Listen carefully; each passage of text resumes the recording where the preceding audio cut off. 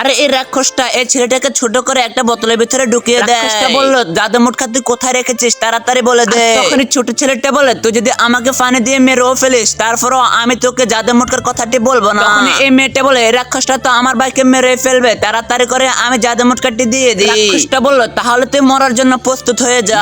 তাড়াতাড়ি করে জাদু মুটকাটি ওই রাক্ষসটাকে দিয়ে দে আর আমার ভাইকে বাঁচিয়ে নে।